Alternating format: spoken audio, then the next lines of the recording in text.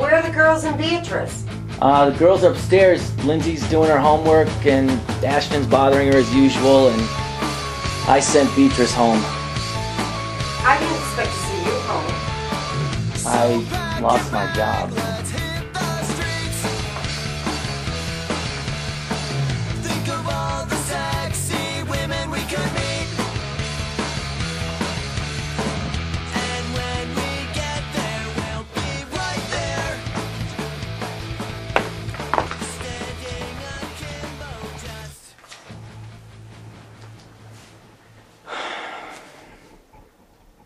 What happened? I was outsourced. You're kidding. I'm sorry, babe. I really am. It's okay. It really is. You hated going there. The pay was for shit, and the job was going nowhere. Now you can spend more time with the girls. Lindsay starts soccer next week. Mr. Stay-at-home soccer mom. That's great. That's perfect. Stop it. There's nothing wrong with that. A lot of people do it now. There's nothing wrong with it at all. We paid Beatrice more than you made at that job. Now we don't have to pay a nanny, and the kids have one of us to come home to. Besides that, you could see Lindsay become a soccer star. I suppose I gotta clean house and do laundry. Someone has to do it. I can either do it after the kids go to bed or go to bed with you. Your choice. I think I'll be doing the laundry.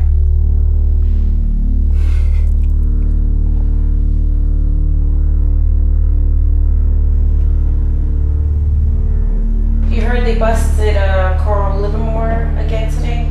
Yeah, congratulations. How about a cup of coffee to celebrate? Please.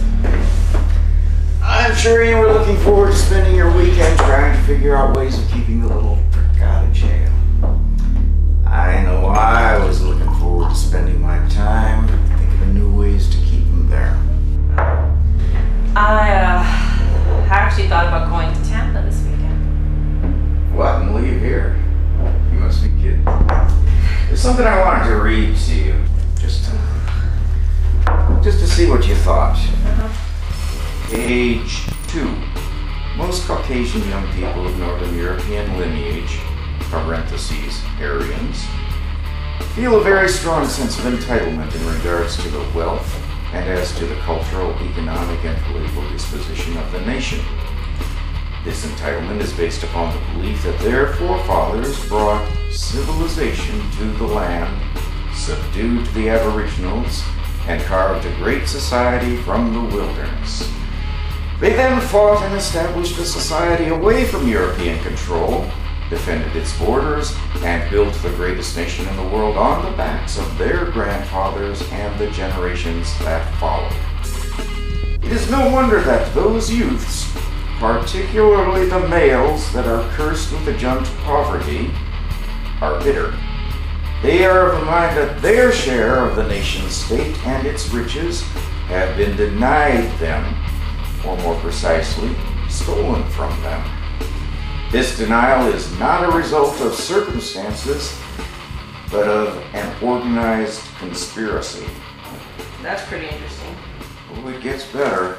Bourgeois are both Aryans and Mud who conspire to enslave the people by stealing or creating socioeconomic systems that result in unfair rewards. The principal weapon of the bourgeois to immorally confiscate wealth is by use of the mud. Oh, this is the part that really caught my interest. Warriors of the people are called eagles. Blah, blah, blah, blah, blah, blah. Although the basis of the American fascist movements has always been Christianity, the consensus is formed that this is a religion that facilitates the bourgeoisies. Many neo-fascists now believe in the coming of a prophet or warrior who will drive the mud and the bourgeois from America and reinstate the Aryans to their rightful position. One need only look at the power of Christianity and Islam to see the potential potential for exploitation of the belief in an all-omnipotent Messiah or prophet. And it goes on like that for some time.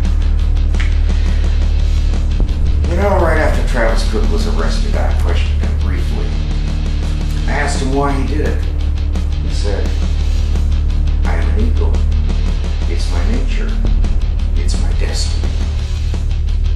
They gotta help me. We gotta find him and get him back here.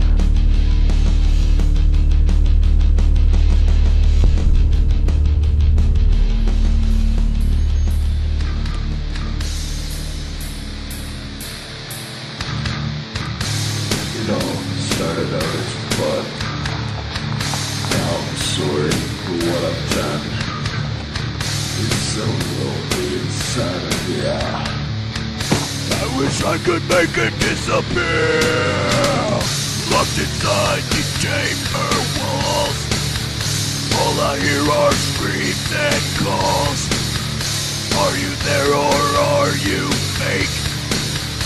What I did is only a mistake. Intoxication fills my head. There is nothing left to be said. Now you're gone and that's a fact. Nothing I do will bring you back.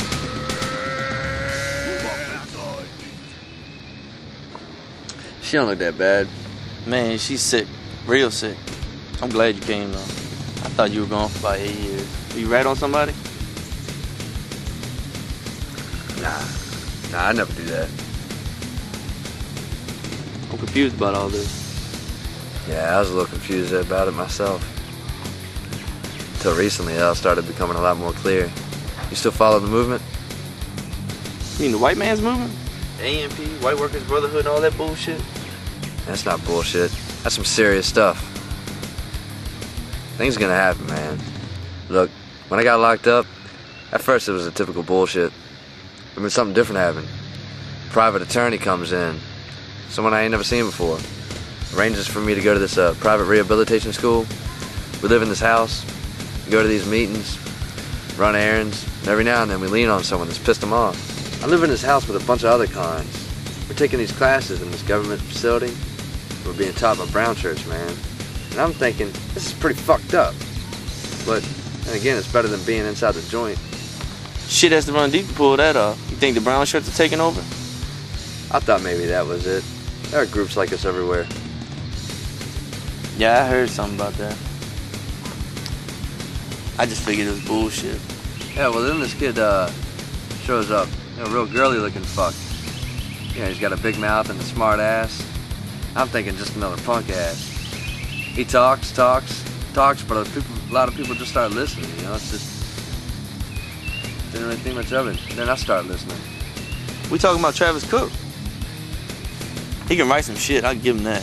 He's like a rock star with all these little white kids around here, running around quoting him and shit.